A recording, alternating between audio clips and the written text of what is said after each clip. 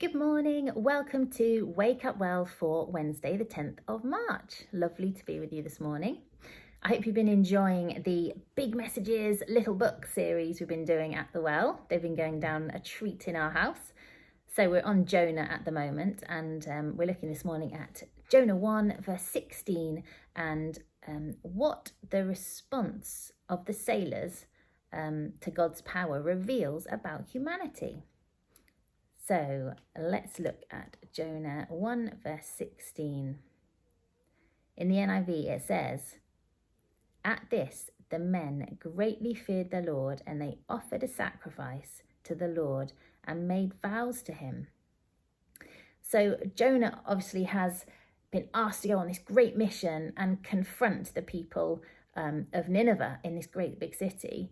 And in fear he fled, boarded a boat and created havoc for those on the boat with him. The sailors there, who are said to be from different cultures and worshipped and served different gods, became so afraid because the seas and the storms were wild, and it was as if the ship was going to break in two. Interestingly, it's the sailors, even though they're from different faiths and backgrounds than Jonah, it's they that draw out a confession of faith from Jonah when the storm is raging and it's all going crazy, and they ask him, "Who are you? From what country are you from? Who do you serve? Who are your people?"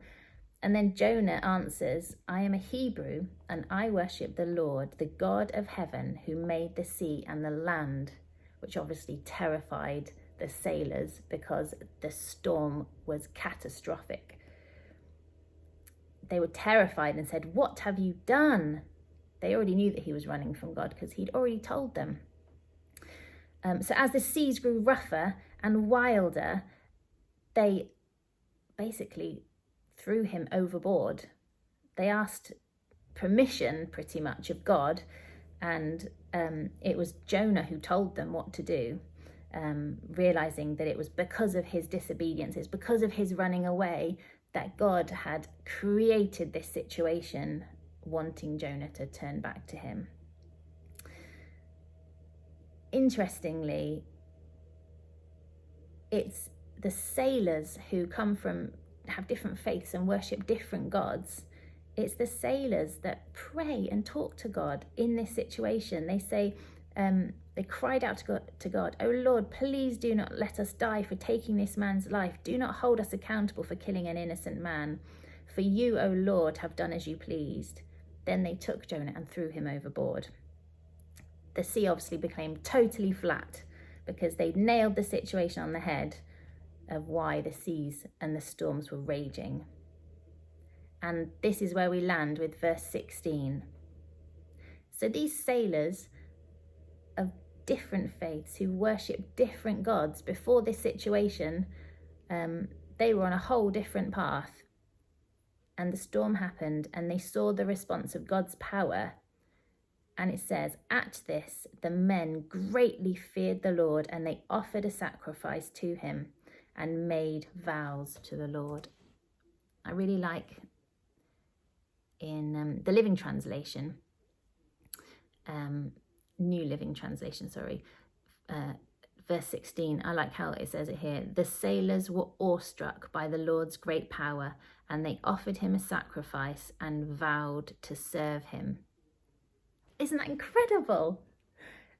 Previously, rewind, they were serving, looking to, and giving their lives to another god.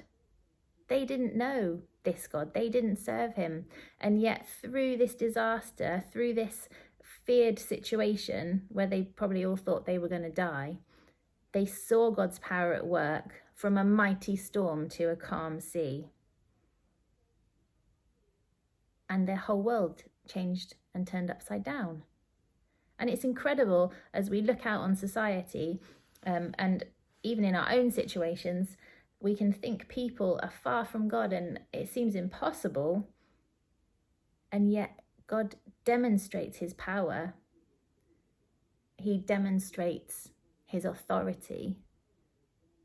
And the sailors of vowing to serve him for the rest of their days. So let's allow ourselves to be awestruck by the power of God and turn to him afresh in a new way today.